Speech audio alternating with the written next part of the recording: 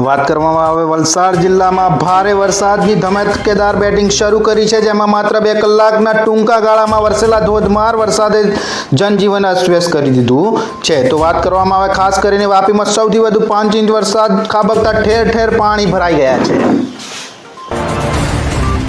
ત્યારબાદ જિલ્લામાં 42,550 હેક્ટરમાં ખરીફ પાકનું વાવેતર થયું. મગફળી અને કપાસ મોખરે. અરવલ્લી જિલ્લામાં ખરીફ વાવેતર તેજીમાં અને ખેડૂતોએ મગફળી તેમજ કપાસના પાક પર સૌથી વધુ પસંદગી દાખવી. સમાચાર આવી રહ્યા છે વલસાડના વાપીમાં માત્ર 2 કલાકમાં જ 2 ઇંચથી વધુ વરસાદ વરસતા ઘરો અને દુકાનોમાંથી પાણી ભરાયા. ગટર સફાઈના અભાવે પાલિકાની કામગીરી સામે લોકોએ ઉઠાવ્યા સવાલ.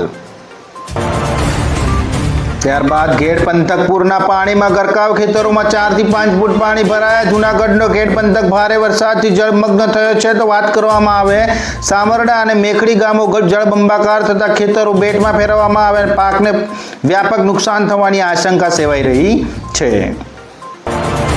ત્યારબાદ ગુજરાતમાં મેઘરાજાની તોફાની બેટિંગ. ગુજરાતમાં સરેરાશ 17.26% વરસાદ નોંધાયો. ભારે વરસાદના કારણે 80 રસ્તાઓ બંધ થયા છે. તો નદીઓમાં પૂર આવ્યા અને વીજ પુરવઠો પણ ખોરવાઈ ગયો છે.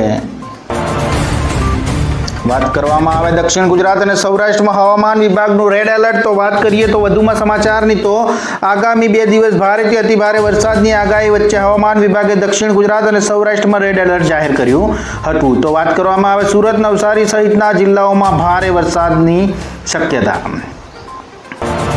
દેડિયાપાડા અને ચીકમગલી અમરેલી જિલ્લામાં વરસાદે વિરામ લીધો, પરંતુ ગઈકાલ ભારે પડેલા વરસાદના કારણે સાવરકુંડલા અમરેલી નેશનલ હાઈવે તૂટી જતા વાહન વ્યવહાર ખોરાયો હતો. તો 21 રસ્તાઓ બંધ થતા 10 ગામો સંપૂર્ણ ગામ વિહોણો બન્યા.